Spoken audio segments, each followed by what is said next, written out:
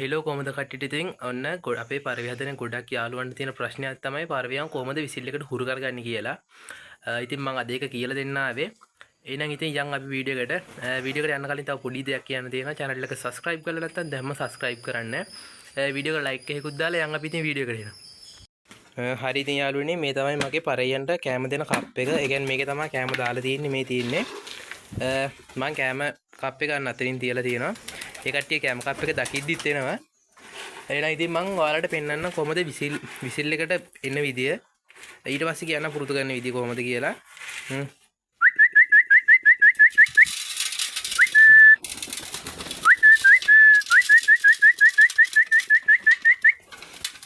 ඔන්න එනවා කට්ටියම.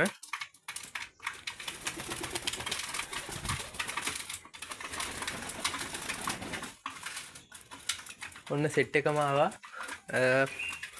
කලින් තරම් දැන් පරයි නෑ.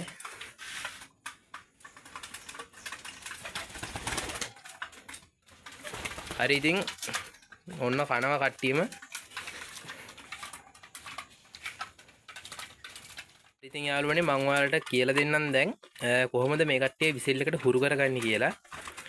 ඔයා ඉස්සෙල්ලම පරයන්න දවසට දෙපාරක් කන්න දෙනවා. එහෙනම් ඔයා ඒක නතර කරන්න. පැටව එහෙම සත්තු ඉන්නවා නම් ඒ කට්ටියට එයාලා බක්කී හරි වෙනම හරි කොහොම හරි පොඩ්ඩක් දෙන්න. මං කියන්නේ හවසට එකපාරක් දෙන්න. ඒ දෙන වෙලාවට විතරක් ඔයා විසිල් එක ගහ කතා කරන්න. නැත්තම් කූඩුව ගාවට එන සැරේට විසිල් ගහන්නයි යන සැරේට විසිල් ගහන්නයි එහෙම නෙවෙයි. එක කන්න දෙන වෙලාවට විතරක් විසිල් ගහ දෙන්න. එහෙම දෙද්දි ඒ කට්ටිය දැනගන්නවා ආ මේ විසිල් එක ගහන්නේ කන්න කතා කරන්න තමයි කියලා.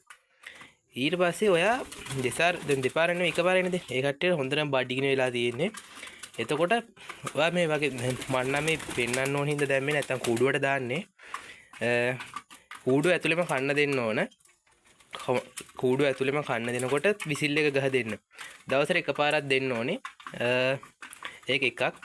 ඊට පස්සේ ඔයා දැන් අද කන්න දෙනවා නම් හවස 4ට ආයි හෙට කන්න දෙන්නේ හවස 6ට. එහෙම නෙවෙයි. ඔයාලට දැන් ටයිම් එක අපි කියනවා නිදාසේ ඉන්න වෙලාවක් තියනවානේ. දැන් හවස 5ට වගේ කියමුකෝ ඔයා ගෙදර ඉන්නේ. ඒ ටයිම් එකට කන්න දෙනවා නම් කන්න දෙන්න. ඒ කියන්නේ හැමදාම එකම ටයිම් එකට කන්න දෙන්න. ඒ කන්න දෙනකොටත් ඔයා විසිල් එක ගහ දෙන්න.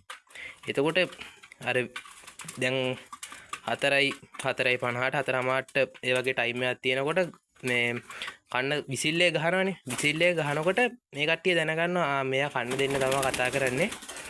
එහෙම තමයි කියලා. එතකොට සත්තු ටික ෂණිකව වෙනවා. ඉතින් ඔය වගේ පොඩි ටෙක්නික් එහෙම තියෙන්නේ.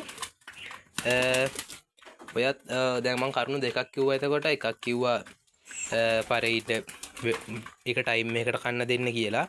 අනිත් එක තමයි දවසට එක වේලක් දෙන්න. ඒ වේල දෙනකොටත් අර විසිල් එක ගහ දෙන්න ඕනේ. හරි අපි ඊළඟ එක බලමු. ඊළඟ එක තමයි ඉතින් මේ ඊළඟ එක තමයි කන්න දෙන ඒ කියන්නේ කෑම දාලා තියෙන මේ කප් එක තියෙනවනේ. දැන් මේ මන් දාලා තියෙන මේ කප් එකේ. ඒ කියන්නේ ඒ කප් එක විතරක් දෙන්න ඒ කට්ටියට. ඒ කප් එක දකිද්දි තුන් එතකොට කූඩුවට එනවා. විසිල් ඕනේ නැහැ. වහලේදී කප් එක දකිද්දිම කූඩුවට එනවා. අනිත් එකට මේ මෙන්න මේ කන්න දෙන කප් එක තියෙන්නේ. ඔන්න කන්න දෙන කප් එක මාරු කර දෙන්න එපා. ඒක හැමදාම එකම දවසේ එකක් තියලා දෙන්න.